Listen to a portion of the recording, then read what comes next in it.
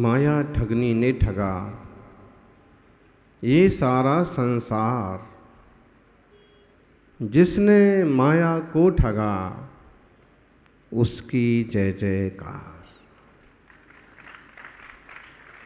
ये सारा संसार माया से ठगा गया, कपट से ठगा गया, लेकिन जिसने अपने सरल स्वभाव से, जिसने अपने ऋजुता से इस छल को भी छल दिया, वो संसार छोड़ के मोक्ष मार्ग को चल दिया। छल को छलने वाले कोई बहुत सौभाग्यशाली जीव होते हैं। यानी कभी मंत्र काम करते थे, कभी किसी जमाने में मंत्र काम करते थे, किसी जमाने में यंत्र काम करते थे, किसी जमाने में तंत्र काम करते थे, लेकिन आजकल षड्यंत्र काम करते हैं। और जहां षड्यंत्र किए जाते हैं वहां यंत्र मंत्र तंत्र की सिद्धियां फेल हो जाती हैं। लेकिन ये षड्यंत्र करने वाला जिस कुतंत्र में फंसता है बाहर नहीं निकल पाता है, दुर्गति का पात्र बनता है। माया त्यर्यग यो नश्या। आज तो खतरनाक तरीके आ गए ठगने के। पहले एक जमाना हुआ करता था जब डाकू सामने से आता था और गोली छोड़ता था और फिर क्या होता था? फिर शोले में क्या होता था? ऐसे चंबल में अभी भी वो पड़ता है। लेकिन एक जमाना था कि बंदूक से, लाठियों से डरा करके लूटा जाता था। आजकल तो पिस्तौल बंदूक से डराने की जरूरत ही नहीं पड़ती है। डिजिटल साइबर क्राइम इतना खतरनाक हो गया कि आपका बैंक खाली हो जाएगा। डिजिटल अरेस्ट, क्या गिरफ्तार हो गए हैं आप। कोई पुलिस पकड़ने नहीं आई है आपको, फिर भी आप गिरफ्तार हैं। घर से बाहर निकलने की हिम्मत नहीं कर पा रहे। बैंक अकाउंट खाली हो गया। सामने वालों ने जिस तरह से आपको उल्लू बनाया, आप बनते गए। पढ़े पढ़े लिखे लिखे लोग, डॉक्टर जजेस जैसे लोग भी, आईएएस आईपीएस भी साइबर क्राइम में ऐसे फंस जाते हैं, डिजिटल अरेस्ट में ऐसे उलझ जाते हैं कि बाहर निकलना उनके लिए भी मुश्किल होता है। अगर वो सच में समझदार हैं और ठीक ढंग से कोशिश करें तो इस ढंग से बच पाते हैं, वरना लोभ और धमकियां और नए नए नंबर अटेंड करके आप उलझते चले जाते। मोबाइल की दुनिया जेल की दुनिया से खतरनाक।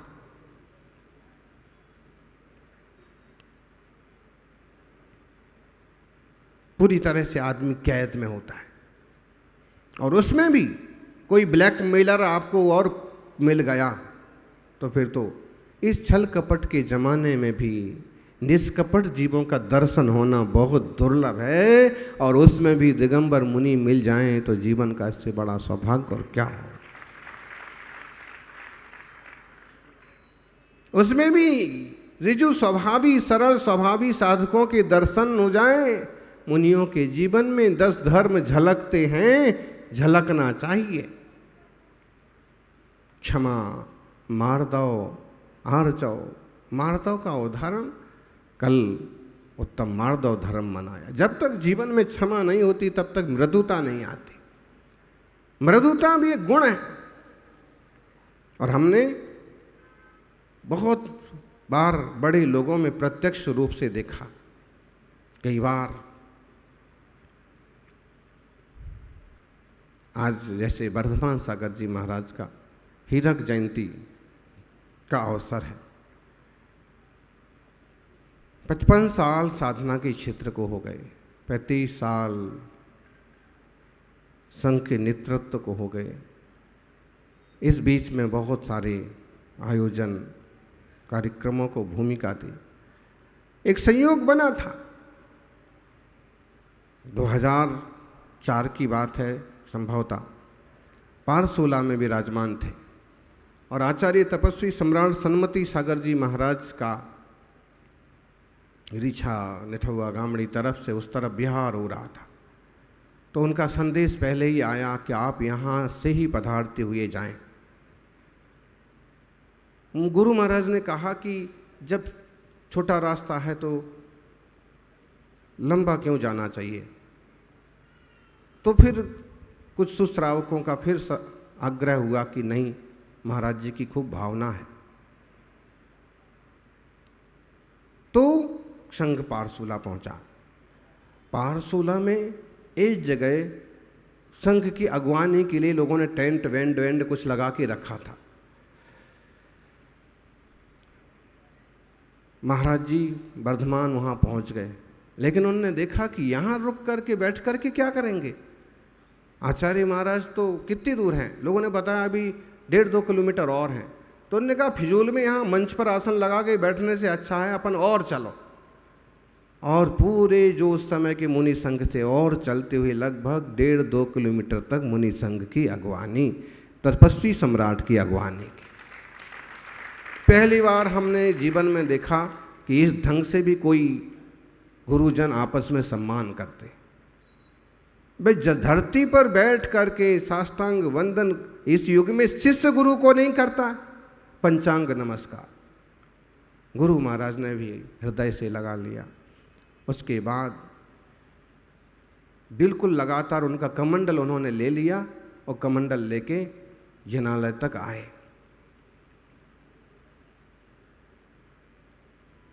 गुरु महाराज का कमंडल उनको दे दिया, फिर अपना कमंडल किसी जिसके हाथ में था उससे वापस लेके सीढ़ियों पर अपने हाथों से पाद प्रक्षालन किया।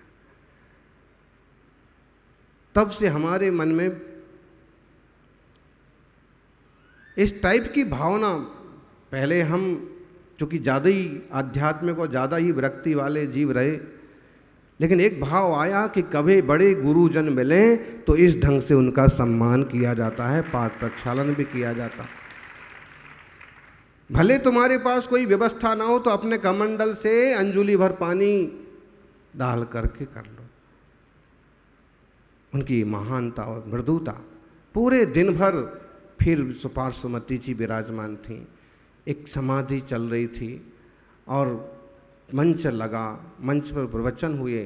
प्रवचन में आप जो बातें कह रहे थे, लगभग वो बातें कहीं कि मुझे तो जीवन में बहुत सौभाग्य मिला, महावीर कीर्ति जी का कमंडल मुझे मिला, लेने को मिला, मैं उनका कमंडल लेकर के किसी ज़माने में चला और आज फिर वह कमंडल सन्मति सागर जी के हाथों से मुझे लेके चलने को मिला। फिर विमल सागर जी से ब्रह्मचर्य वाली बात और ऐसे कुछ जितना हमें याद है ये सब बातें उन्होंने दोहराई। वीर सागर, महावीर कीर्ति, इस तरह के शब्द थे और बड़े अच्छे से उनने पिरोया था। हसमुख जी भी थे।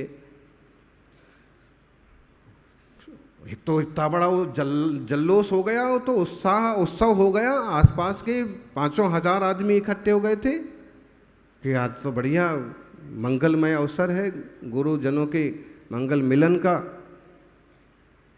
और फिर अगर आपस में किसी एक दूसरे को कुछ उल्टा सुल्टा भर रखा हो और फिर कभी वो मिले मन से, तो उसका तो आनंद ही अलग होता है। भरते हैं लोग। तभी हमको किसी ने एक प्रसंग बताया उसी दिन या उसके आगे पीछे कि वर्धमान महाराज ने बड़ी हिम्मत की। नहीं तो बोले जब वो निकल रहे थे तो एक टोपी वाले आदमी उनको समझा रहे थे, महाराज रुको 2 मिनट रूम में चलो, कुछ बोलना चाहता हूँ। तो महाराज बोलो मैं अभी पहले सन्मति सागर जी को लेके आऊँगा, मैं तुमसे बाद में बात करूँ। नहीं महाराज उसी की तो बात करना है, पहले आप मेरी बात सुन लो।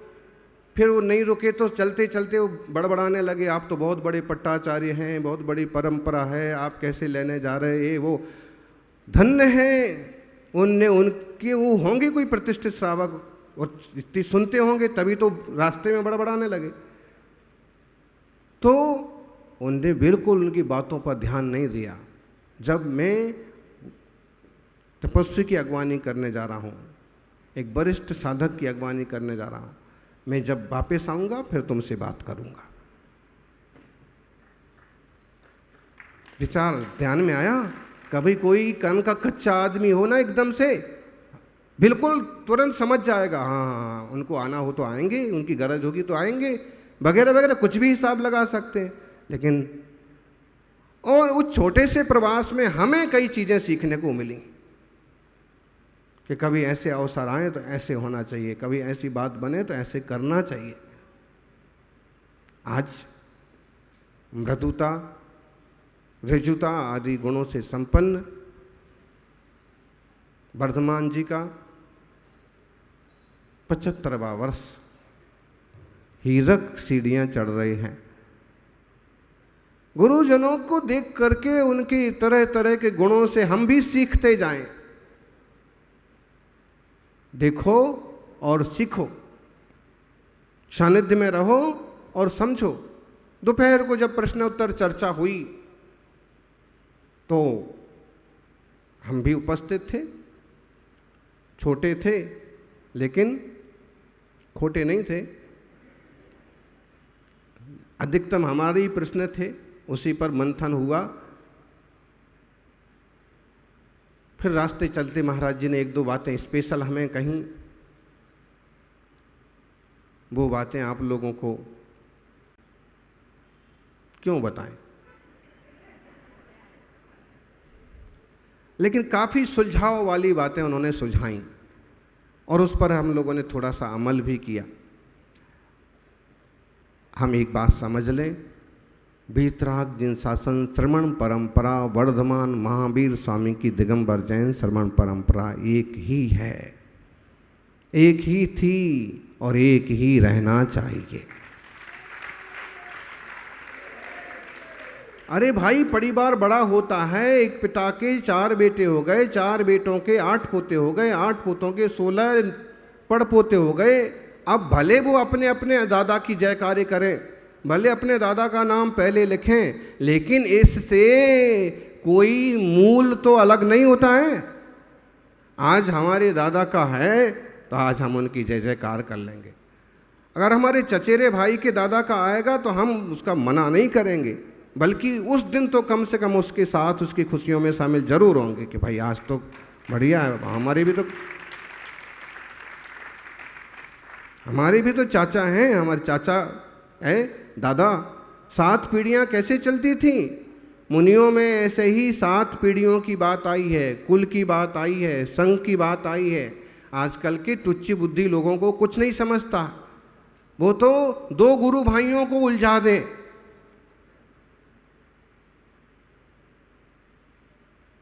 जबकि संघ की बात है, कुल की बात है, ये हमारा कुल है। सौभाग्यशाली हो, निश्चित रूप से इतनी ऊंचाइयां बिरले लोग हासिल कर पाते हैं। आप देखें, शिव सागर जी, वीर सागर जी, शांति वीर, शिव धर्म, और शिव सागर जी ने ज्ञान सागर जी को भी एक मार्ग दिया। फिर वहाँ विद्यासागर जी आ गए। गंभीरता से विचार करो तो श्रवण परंपरा का विस्तार ही हुआ। अनेक अनेक लोगों को दिगंबर मुनियों के दर्शन ही हुए। वो जो प्रसंग मिलता है कि जब वीर सागर जी की समाधि होने लगी और सब लोग आए महावीर कीर्ति जी से, आप आचार्य पद ले लो। फिर उनने कहा कि अंकलेकर जी का पद हमारे पास है। फिर उनने सुझाया कि शिव सागर जी को हम खुद संस्कारित करेंगे और ये परंपरा आगे बढ़ेगी। मान लो महावीर कीर्ति जी खुद ही बन के बैठ जाते, संघों का इतना विस्तार हो पाता? नहीं हो पाता। तो कभी कभी बड़े लोग गंभीरता से काम करते हैं और वो गंभीरता आगे तक काम आती है। आज देखें तो पूरे देश में दिगंबर मुनियों के दर्शन हो रहे हैं। ये हो सकता है। एक बार सन्मति सागर गुरुदेव के चरणों में कोई आए और वो कहने लगे कि आपका तो बागड़ में ज़बरदस्त प्रभाव है, राजस्थान में तो आपकी तूती बोलती है, गांव गांव में तो आपके फोटो लगे हुए हैं, ये वो।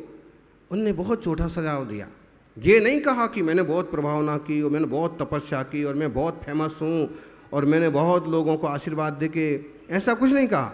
उन्होंने सिर्फ इतना सा कहा, बोले जो साधक जिस क्षेत्र में रहता है लोगों के मन में उसके प्रति स्वाभाविक श्रद्धा बन जाती है। कितना निष्प्रहिता का उत्तर है।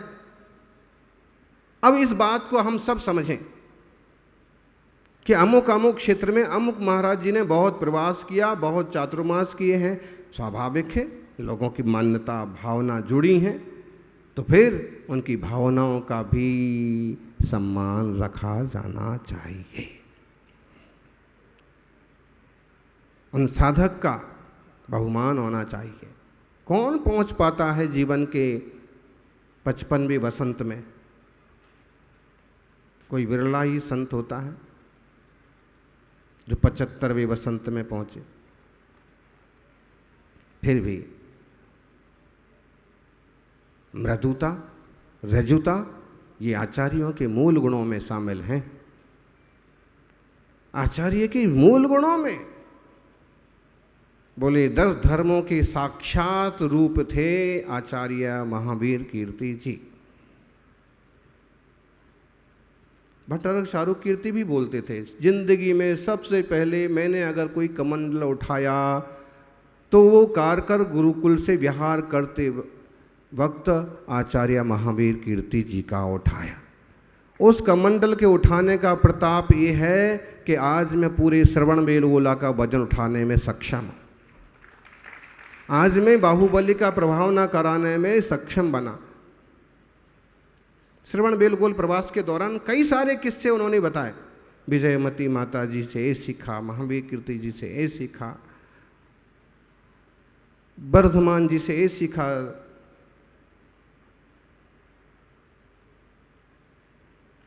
गुणग्राही बुद्धि हो, और हम गुणग्राही बुद्धि है ना तो संत तो ठीक है, बसंत से भी सीख सकते, मौसम से भी सीख सकते, चलते फिरते आदमी तो ठीक है, पत्थर से भी अपने सीखने गुणग्राहिता की क्षमता बना और अपने जीवन में भी क्षमा, मार्दव, ऋजुता, सरलता आ जाए। कई बार हमको आके लोग बोलते हैं महाराज आप बहुत सरल हो। भाई सरलता ही साधुता का चिन्ह है। अकड़ने वाले, कपट करने वाले दुनिया में ढेरों पड़े हैं। अपने भाई को, अपने माँ बाप को उल्लू बनाने वाले लोगों की कोई कमी नहीं है, लेकिन वो बहुत ज़्यादा सुखी नहीं रहते।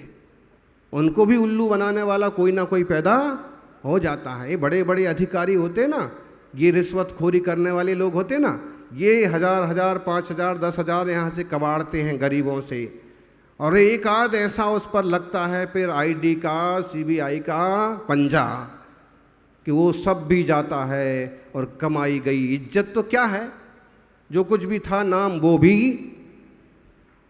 इसलिए कपट न कीजिए कोई, चोरन के पुर न बसे, सरल स्वभावी होए ताकि घर बहु संपदा। हमने ऐसे श्रावक देखे बहुत सरल, नाते पुते चातुर्मास हुआ था, धार्मिक और सरल, लेकिन सभी अमीर आदमी हैं। इतने तो अमीर हैं कि भक्ति कर सकते हैं, गुरुओं के विहार करा सकते हैं, रोज आहार दान करते हैं बहुत लोग। और तब हमने उनको कहा था ये वाली लाइन कि ये लाइन और कहीं घटे ना घटे, आओ लोगों पर तो घटती है। सरल स्वभावी होए ताकि घर बहु संपदा। सरल भी हैं और संपत्तियां भी हैं, नहीं तो सरल लोगों को तो लूट, ये आपका कोई पुण्य है।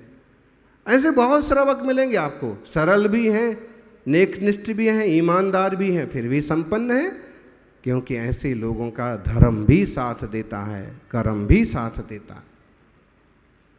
सरल बनिए, ठगिए मत। थोड़ा सा छोटे भाई के पास ज़्यादा चला गया तो क्या दिक्कत है, बड़े भाई ने ले लिया तो क्या हो गया है। किसी का ज़्यादा नाम हो गया, कोई ज़्यादा प्रतिष्ठित हो रहा, तुम क्यों परेशान हो रहा है? होने दो। आपका ही है तो कोई आदमी होगा, आपके ही तो कोई गुरु होंगे, आपका ही तो कोई श्रावक होगा जो यूं तरक्की कर रहा होगा, नेतृत्व की लाइन में जा रहा होगा, राजनीति में नाम कमा रहा होगा। आप परेशान होने की बजाय उसको सपोर्ट करो।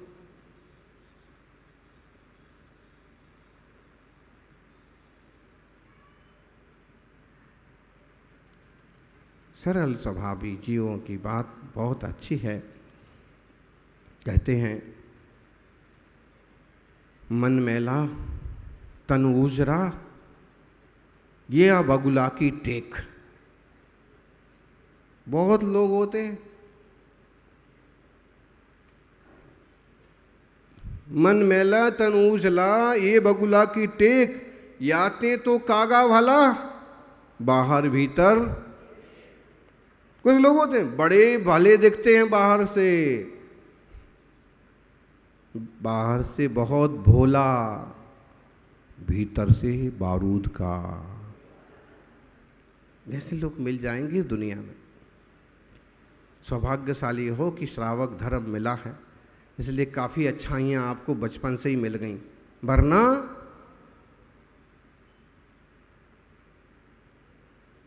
मन मैला तन उजरा। देखो बगुला जो होता है ना, बगुला वो मछली पकड़ने के लिए यूं खड़ा रहता है एक पाँव पर, और जैसे ही मछली आई तो मन कितना मैला है, तन उजरा है, तो क्या हुआ? तो बोले आते तो कौआ भला, इससे भला तो कागा है। भीतर बाहर एक जैसा तो है। मतलब है अच्छे दिख करके कभी भी कपट करना नहीं तो अच्छे लोगों से भी लोगों की श्रद्धा आस्था खत्म हो जाती। वो डाकू खड़ग सिंह और बाबा भारती, ये वाली कहानी किस किसने पढ़ी? खड़ग सिंह और बाबा भारती की कथा किस किसने पढ़ी? कैसे लोग हो आप? आपने नहीं पढ़ी किसी ने? अरे 6वीं 7वीं की क्लास में थी कहानी। कौन सी क्लास में थी? इसी में ही थी, 7वीं में, तभी पढ़ी थी हमने। हाँ, बहुत सारी चीजें तो वो ही पढ़ी हुई याद है।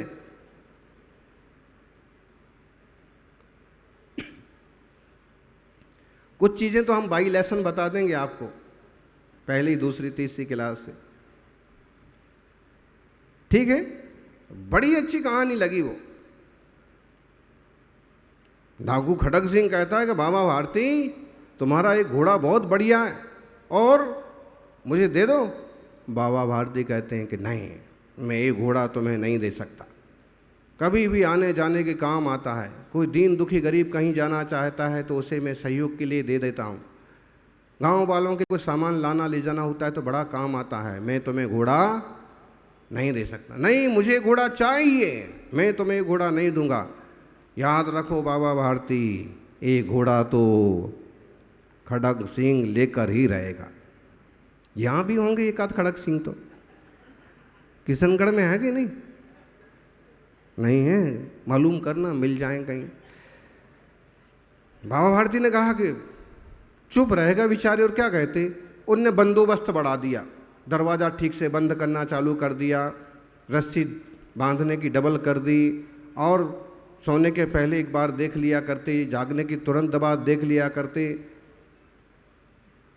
महीना भर बीत गया, नहीं हुआ चोरी घोड़ा। एक दिन वो किसी काम से जा रहे थे, घोड़े पर बढ़िया बैठे हुए, और तभी किसी के कराहने की आवाज़ आई। किसी ने आवाज़ लगाई, मुझे सहायता करो, मेरी सहायता करो, मैं बहुत बीमार हूँ, बहुत अस्वस्थ हूँ, कमज़ोर हूँ, मुझे पास के गांव तक भेज दो, कोई तो मेरी सहायता करो। बाबा भारती ने आवाज़ सुनी, उतरे, देखा कि पेड़ के नीचे एक आदमी पड़ा हुआ है। भाई क्या बात है? मुझे मेरी सहायता करो, मुझे पास के गांव में भेज दो। ठीक है, आओ मेरे घोड़े पर बैठो। घोड़े पर बिठाया और लगाम पकड़ के आगे धीरे धीरे चलने लगे। मरीज को कोई तकलीफ ना हो और मैं भी बैठ जाऊं, घोड़े पर ज़्यादा वजन ना हो, वो चलने लगे। और तभी अचानक से उसने लगाम को झटका दिया और घोड़ा को सर पर दौड़ा के भाग गया और थोड़ी दूर जाकर के अट्टहास किया, मैंने कहा था ना कि मैं ये घोड़ा लेकर रहूँगा, मैंने अपना वादा पूरा किया। बाबा भारती ने कहा कि कौन? डाकू खड़क सिंह? हाँ, मैं खड़क सिंह। रुको, ठहरो। उसने कहा कि अब मैं घोड़ा देने वाला नहीं हूं, तुम घोड़ा मुझे मत देना, घोड़ा तुम ले जाना, लेकिन ठहरो, मैं तुमसे बल में कमजोर हूं, घोड़ा छीन नहीं सकता, सिर्फ 2 बातें तुम्हें कहना चाहता। और बैठे घोड़े पर बैठे हुए खड़क सिंह के पास जाके बाबा भारती ने कहा कि घोड़ा बेशक ले जाओ, लेकिन जब तुम्हें कोई पूछे कि घोड़ा किसका है और तुमने कैसे मारा, कैसे चुराया, तो उसे ये कभी मत बताना कि मैं बीमार, अस्वस्थ और कमज़ोर बन करके गिड़गिड़ाया और तब उन्होंने मेरी सहायता की और मुझे घोड़े पर बिठा दिया और मैं घोड़ा लेके भाग गया। तुम ये कभी मत बताना। क्यों नहीं बताना?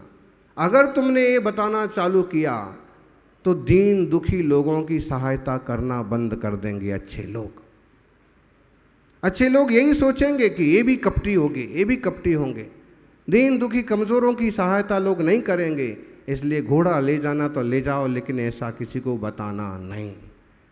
कहते हैं डाकू के सीने में भी आखिर एक दिल धड़कता है, उसमें भी कोई अच्छाई होती है। घोड़े से नीचे उतरा, लगाम बाबा को सौंपी, पांव छुए, कहा बाबा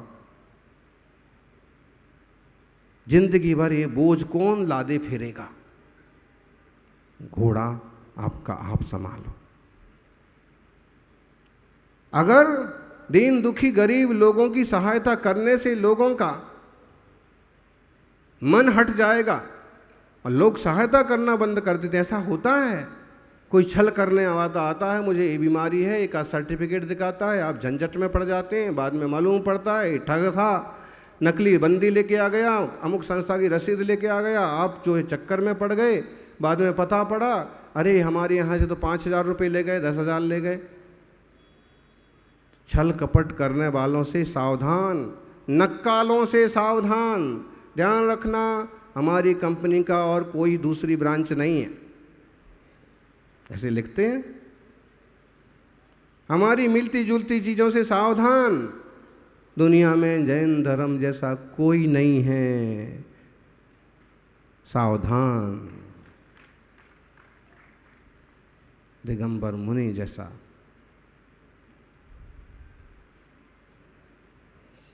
छल कपट बहुत बुरी चीज़ है, खुद के माथे पड़ता है। कितनी सारी कहानियां हैं। जागीरदार ने कहा, किसान आया, बैल बेचने जा रहा था, 10,000 में तो बिक जाएगा, बेच करके कब आओगे? शाम तक आऊँगा। ठीक है।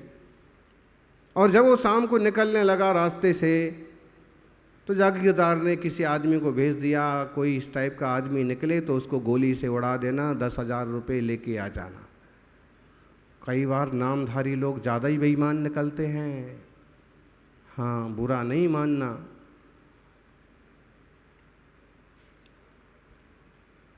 और आदमी बंदूक लेके चला गया, उस टाइप का कोई आदमी अभी तक तो नहीं निकला।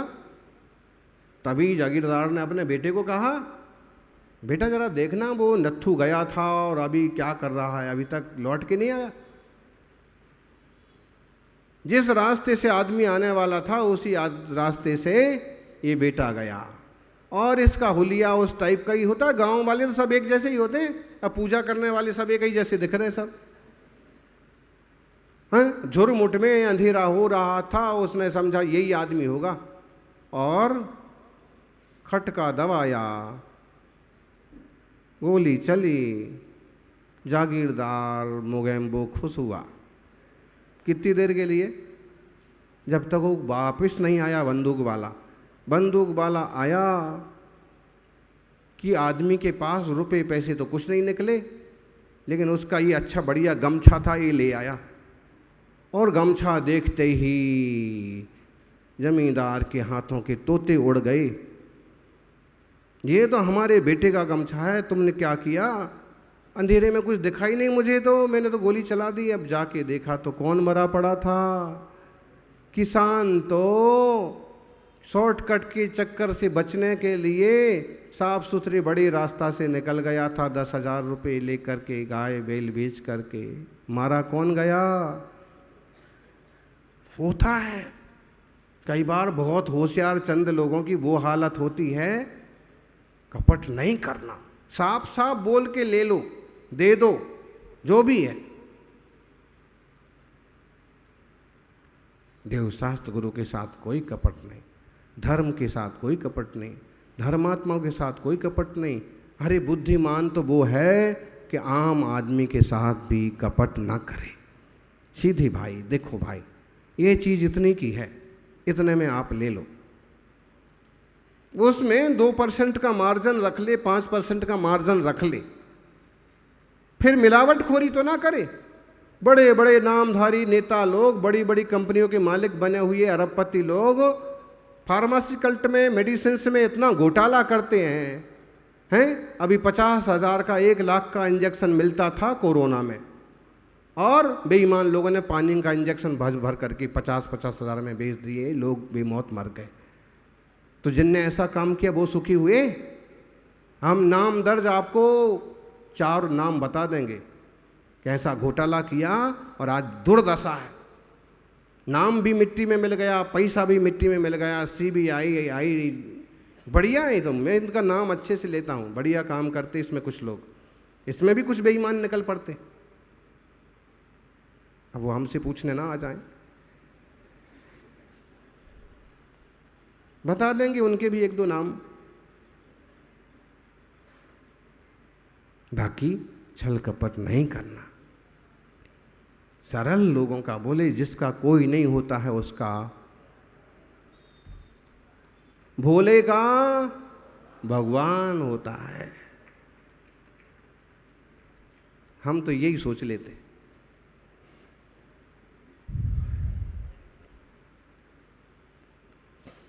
भोले का होता है, भोले भोले लोगों का भी तो निर्वाह हो जाता है, कई बार बड़े अच्छे से हो जाता है।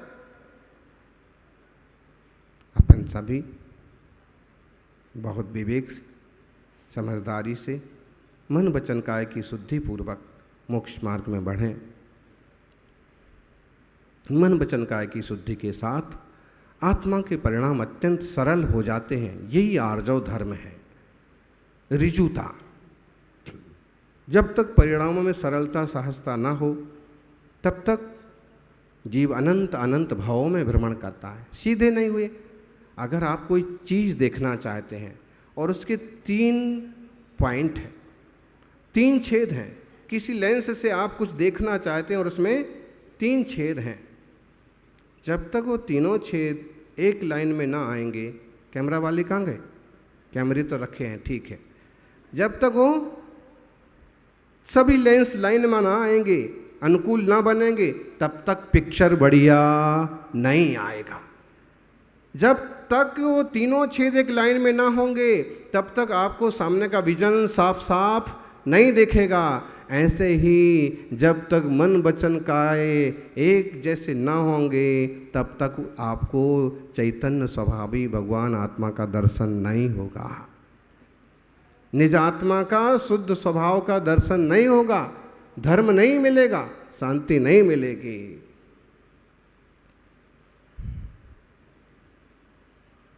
सरल भाव धारी सदा, सुर नर पूज्य महान, ताते तजनी कुटिलता, आर्जव भाव लाहान। पापी पाप निस्दिन करे, सरलता रखो, बोले बहुत बढ़िया चीज़ है, लेकिन पापी पाप निस्दिन करे, फिर ले तसु सम्मान। पाप करके भी सम्मान पाने की कोशिश करते हैं लोग। दगा दे गत जगत में, निश्चय नरक निगान। दगा किसी का सगा ना होता, नहीं किया तो कर देखो, और जिस जिसने भी दगा किया है जाके उसका घर, मीन्स होम, आप उसका घर देखो जाकर के क्या हाल है। एक फकीर एक गीत गाया करता था, गांवों में घूमा करता था। एक रिटायर्ड सैनिक थे और अक्सर कर वो चिढ़ जाते थे, बड़ा उपदेश देता फिरता है, दगा किसी का सगा ना होता, नहीं किया तो कर देखो, और जिस जिसने भी दगा किया है जाके उसका घर देखो। बेटा शहर में नौकरी करता था, परिवार शहर में रहता था, वो गांव में खेती बाड़ी वगैरह के चक्कर में उन्होंने कहा कि इसे मज़ा चखाना चाहिए, और उन्होंने, आज मैं भी तुम्हें कुछ देना चाहता हूँ, मिठाई बनाई और उसमें जहर मिला दिया। रोज़ रोज़ का इसका गाना हमेशा के लिए ख़त्म। देखते हैं दगा कैसे सगा नहीं होता।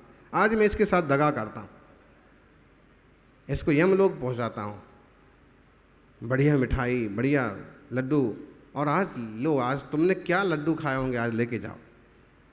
लेके गया, शाम को अपने ठिकाने पर प्रतीक्षालय बस के अड्डे पर कहीं पहुंचते इसी जगह बैठते हैं बुकारी तो गरीब लोग, तो टूटा फूटा प्रतीक्षालय का एक हिस्सा में बैठ करके उसने विचार किया कि पहले अपनी रोटियां खा लेते हैं, इससे ही पेट भर जाएगा। आज तो ये रोटी तो कल ख़राब हो जाएगी, ये लड्डू, ये मिठाई जो है रखो, ये कल काम आएगी।